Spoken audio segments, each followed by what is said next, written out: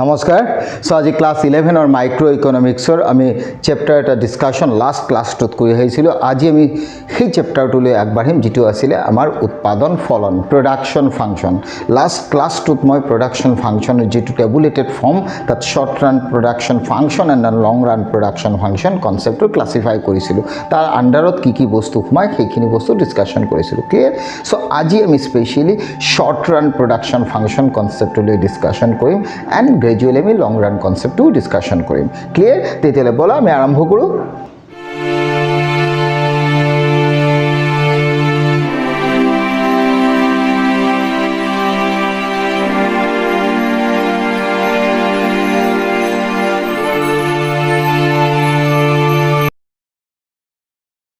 Short run production function and long run production function means what?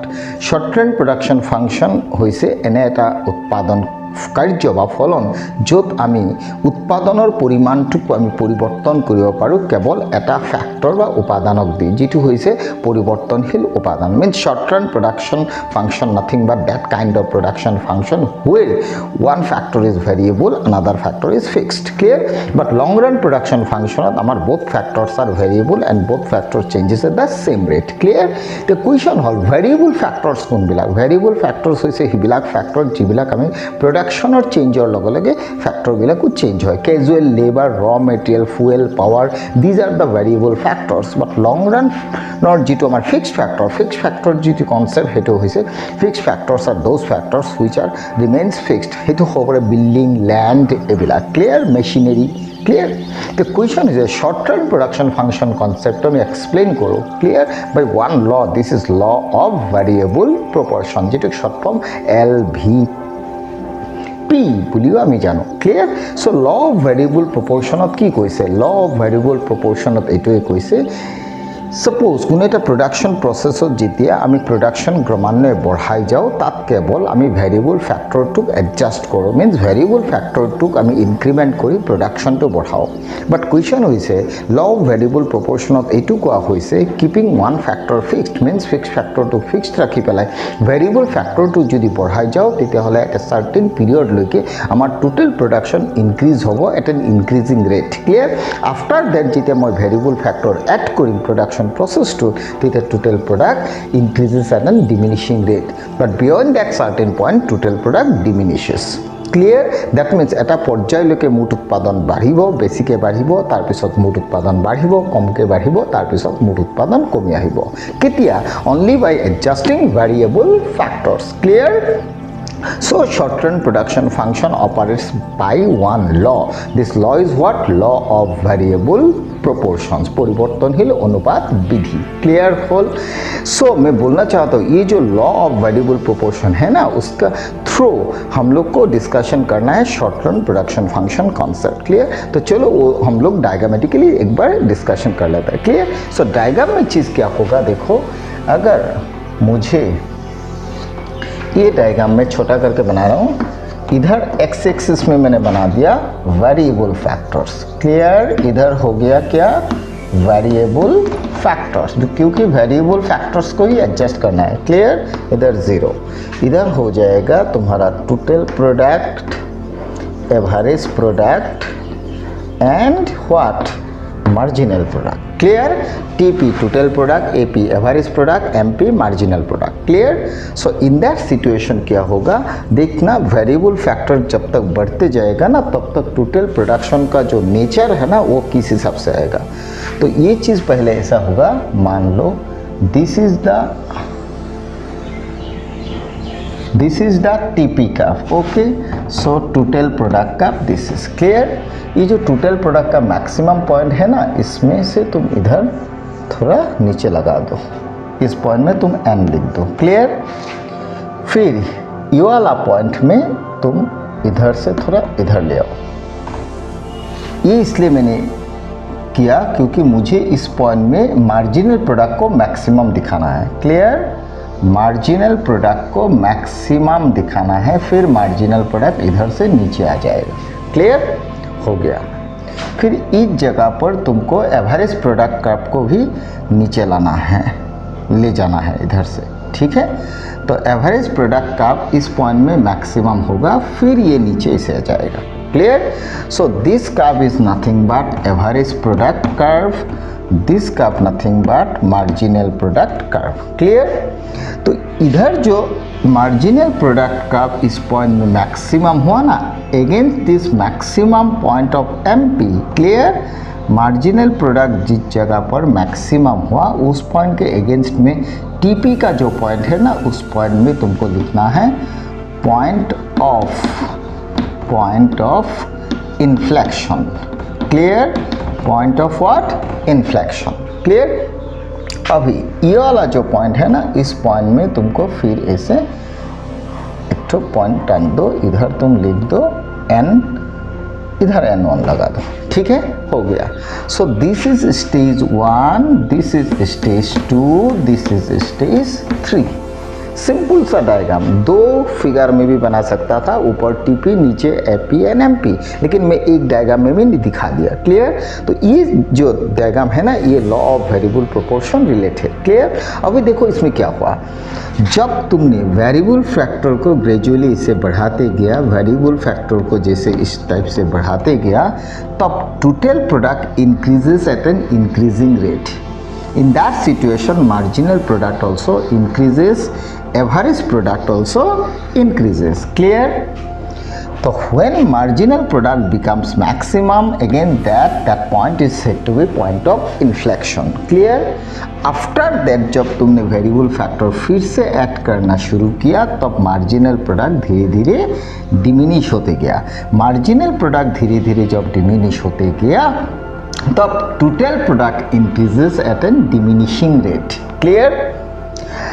Up to that point when you added variable factor, against that variable factor, marginal product of that variable factor is what? 0. Clear?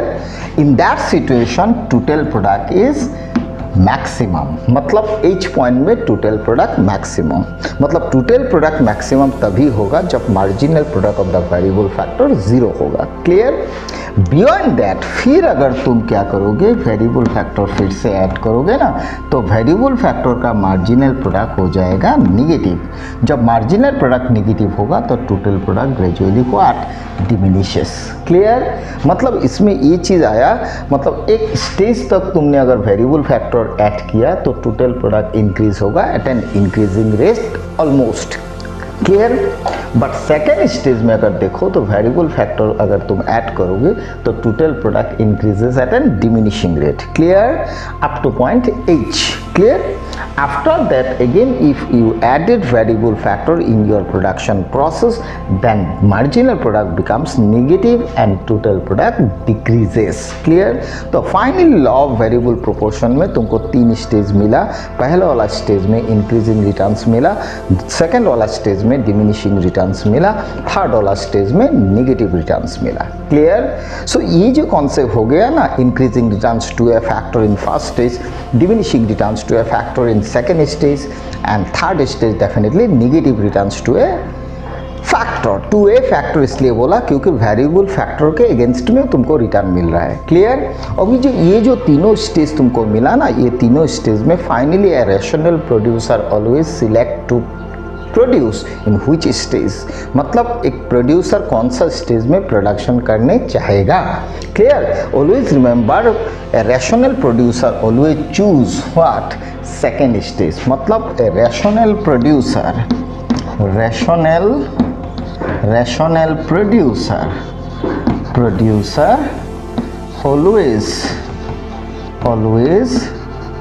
Always prefer stage 2। Clear?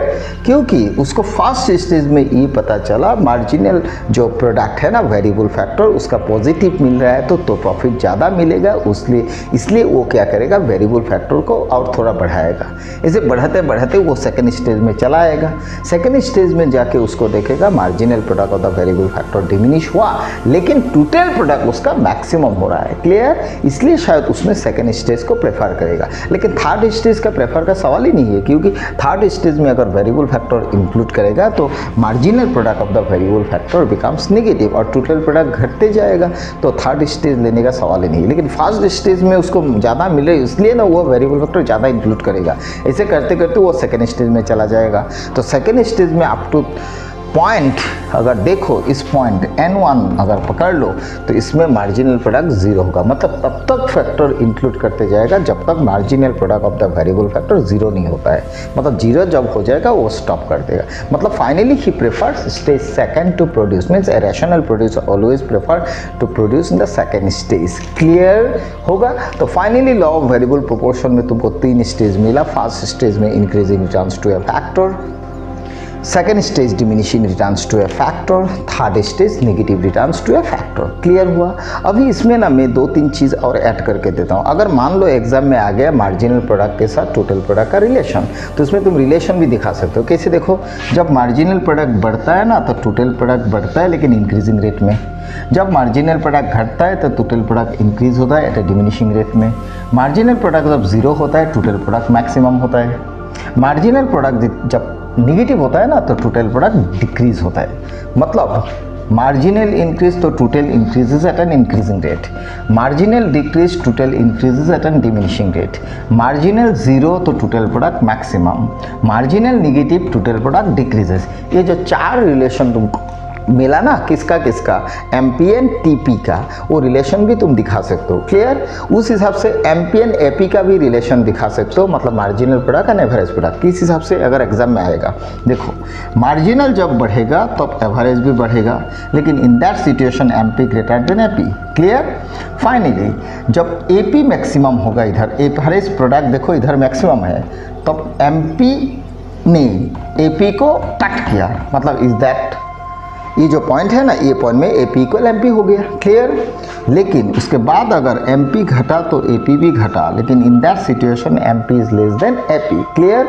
Finally MP जब zero होता है AP घटता है लेकिन zero नहीं होता है। AP का आपको कभी भी इधर टच मत करो। क्लियर। टच नहीं करना, एपी कभी जीरो नहीं होता है। क्लियर। सो एपी का कभी भी एक्सिस में टच नहीं करेगा। क्लियर। तो फाइनली इसमें तुमको एमपीएन एपी का भी रिलेशन मिल गया, फाइनली एमपीएन टीपी का भी रिलेशन मिल गया। क्लियर। लेकिन लॉ ऑफ वेरिएबल प्रोपोर्शन ने तुमको 3 स्टेज के बारे में बोला।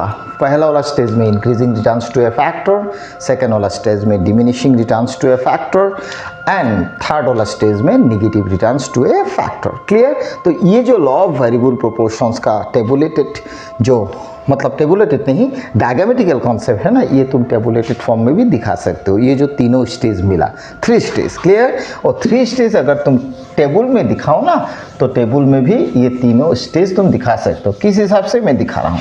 क्लियर। तीनों स्टेज अगर दिखाओगे तो इस हिसाब से दिखा सकते हो। वेरिएबल फैक्टर मैंने ले लिया, variable factor. Clear. Fixed factor, fixed factor, fixed factor, बाद में टीपी। ठीक है। बाद में एमपी भी ले सकते हो। क्लियर। ये हो गया। अभी मान लो वेरिएबल फैक्टर 1 2 3 4 5 6 7 और फिक्स्ड फैक्टर तो फिक्स्ड है, वो 2 ही पकड़ लो, ऑलवेज फिक्स्ड। ठीक है। Fixed factor fixed, variable factor increases. Clear. So variable factor बढ़ेगा जब प्रोडक्शन बढ़ेगा, अगर प्रोडक्शन जीरो होगा तो वेरिएबल फैक्टर का यूज़ नहीं होगा। Clear. So variable cost zero भी होगा जब प्रोडक्शन जीरो होगा। क्लियर। लेकिन जब वेरिएबल फैक्टर तुमने ऐड किया इसका मतलब प्रोडक्शन हो रहा है। क्लियर। तो अभी क्या करना है, मान लो इधर प्रोडक्शन मैंने 10 दिखा दिया, इधर मैंने प्रोडक्शन मान लो 25 दिखा दिया, इसके बाद प्रोडक्शन मैंने मान लो 30 दिखा दिया, इधर प्रोडक्शन मान लो मैंने 32 दिखा दिया, इसके बाद मान लो प्रोडक्शन मैंने दिखा दिया 30, उसके बाद 25, उसके बाद 15। क्लियर। अभी इसमें देखो 10, इसका माइनस करो 15, इसका माइनस करो कितना 5, इसका माइनस करो 2, इसका माइनस करो माइनस कितना 2, इसका माइनस करो -5, इसका माइनस करो -10। क्लियर हुआ। ठीक है। अभी इसमें जो सिचुएशन आया ना, देखो इतना तक मतलब वेरिएबल फैक्टर जब तुम 2 यूनिट तक एम्प्लॉय किया तब तक प्रोडक्शन बढ़ा, लेकिन इंक्रीजिंग रेट में बढ़ा। लेकिन जब तुम 4 तक फैक्टर एम्प्लॉय किया तब प्रोडक्शन बढ़ा, लेकिन डिमिनिशिंग रेट में बढ़ा। लेकिन 5 से अगर 7 तक अगर देखो वेरिएबल फैक्टर तुमने इंक्लूड किया तब प्रोडक्शन ग्रेजुअली घटते गया, मतलब marginal product becomes negative. Clear? मतलब इतना तक प्रोडक्शन बढ़ा, ज़्यादा बढ़ा, इतना तक प्रोडक्शन बढ़ा, कम रेट में बढ़ा, मतलब डिमिनिशिंग रेट में बढ़ा। इसके बाद 5th यूनिट से अगर वेरिएबल फैक्टर देखो तो टोटल प्रोडक्शन डिक्रीज हुआ, इसका मतलब मार्जिनल प्रोडक्ट बिकम्स नेगेटिव। ये जो पहला वाला सिचुएशन मिला ना, this is said to be increasing what? Increasing returns to a factor, increasing returns to a factor। ये स्टेज 1 हो गया। स्टेज 2 में तुम अगर देखो तो डिमिनिशिंग, ये डिमिनिशिंग बोलता है, मतलब प्रोडक्शन बढ़ा लेकिन रेट घट गया, diminishing returns to a factor हो गया। ये थर्ड वाला स्टेज में तुमको क्या मिला? Negative. Clear? Remember, negative returns to a factor. Clear? मतलब पहला वाला सिचुएशन में increasing returns to a factor, second वाला सिचुएशन में diminishing returns to a factor, and third वाला स्टेज में negative returns to a factor. ये चीज़ लॉ ऑफ वेरिएबल प्रोपोर्शन ने बोला। क्लियर? मतलब शॉर्ट रन में अगर तुम फिक्स्ड फैक्टर को फिक्स्ड रख के वेरिएबल फैक्टर के ग्रेजुअली अगर ऐड करते जाओगे ना, तो अब एक स्टेज तक प्रोडक्शन बढ़ेगा लेकिन ज़्यादा बढ़ेगा, दूसरा में प्रोडक्शन बढ़ेगा लेकिन डिमिनिशिंग रेट में बढ़ेगा, लेकिन थर्ड स्टेज में अगर वेरिएबल फैक्टर ऐड करोगे तो टोटल प्रोडक्ट डिक्रीज होगा। Clear? Finally a rational producer always choose to produce in second stage, ये याद रखना। क्लियर? मतलब वो फर्स्ट स्टेज में भी प्रोडक्शन नहीं करेगा, थर्ड में भी नहीं करेगा। Finally a rational producer choose to produce in stage second. Clear? In that situation his total product is maximum and at least marginal products is positive. Okay, thank you.